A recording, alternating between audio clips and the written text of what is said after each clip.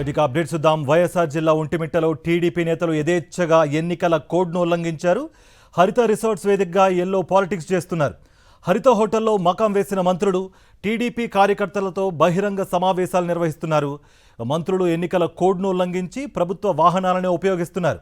ఇంత జరుగుతున్నా ఒంటిమిట్టలో ఎన్నికల అధికారులు పత్తానే లేరు. ఇదే అంశానికి సంబంధించి మరింత సమాచారం మా ప్రతినిధి సురేంద్ర అందిస్తారు. సురేంద్ర, ఓవరాల్గా సిచ్యువేషన్ చూస్తుంటే ఎన్నికల అధికారులకు తెలిసే ఇదంతా జరుగుతోందా, లేకపోతే తెలిసే వాళ్ళు అక్కడ లేరా? వైఎస్ఆర్సీపీ నేతలు ఏం చెప్తున్నారు అక్కడ?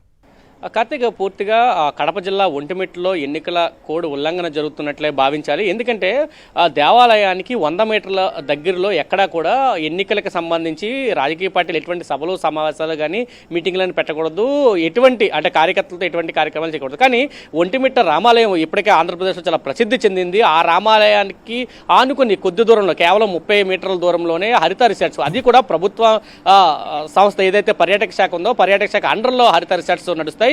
ఈ హరిత రిసార్ట్స్లోనే టీడీపీ ప్రస్తుతం మకాం వేసింది. అక్కడే మంత్రులు, ఎమ్మెల్యేలు, టీడీపీకి సంబంధించిన కార్యకర్తలు అక్కడ మీటింగ్ పెడుతున్నారు. ఇక్కడ జరుగుతున్న ఏదైతే జడ్పీటీసీ ఉప ఎన్నిక ఉందో ఈ ఉప ఎన్నికకి సంబంధించి మొత్తం కార్యాచరణ అంతా కూడా హరిత రిసార్ట్ కేంద్రంగానే జరుగుతుంది. అది హరిత రిసార్ట్సా లేకపోతే టీడీపీ రాష్ట్ర కార్యాలయం అనే విధంగా అక్కడ ఆ కార్యక్రమం నడుస్తుందని చెప్పొచ్చు. మరొక పక్క మంత్రులు ఎవరు కూడా ఈ ఎన్నికలకు సంబంధించి ప్రభుత్వ వాహనాలను వినియోగించకూడదు, కానీ ఇక్కడ యథేచ్ఛగా ఎన్నికల వాహనాలను ప్రభుత్వ వాహనాలని కూడా ఎన్నికలు ఉపయోగిస్తున్న పరిస్థితి కూడా కనిపిస్తుంది. ఇది ఎంత తతంగం జరుగుతున్నా ఇక్కడ ఎన్నికల అధికారులు మాత్రం ఎక్కడ పట్టినట్టు కనిపిస్తుంది. ఎందుకంటే ఎన్నికలు ఎప్పుడైతే నోటిఫికేషన్ ఇచ్చారో అప్పటి నుంచి కూడా మనం చూస్తున్నాము పూర్తిగా అధికార పార్టీకి అనుకూలంగానే ఇక్కడ అధికార యంత్రాంగం అంతా కూడా పనిచేస్తున్నట్లయితే చాలా స్పష్టంగా కనబడుతుంది. ఇక్కడ ప్రతిపక్ష నేతల మీద దాడులు చేసినా, కార్యకర్తల మీద దాడులు చేసినా వాళ్ళ మీద కేసులు పెడుతున్న పరిస్థితి కూడా చాలా స్పష్టంగా కనిపిస్తుంది. ఇప్పుడు హరిత రిసార్ట్స్లో కూడా అదే విధంగా కొనసాగుతుంది. ఎందుకంటే ఉదయం నుంచి కూడా దాదాపు 2-3 రోజుల నుంచి మంత్రులంతా అక్కడికే వస్తున్నారు, ఎమ్మెల్యేలు అక్కడికే వస్తున్నారు, ప్రజాప్రతినిధులు అంతా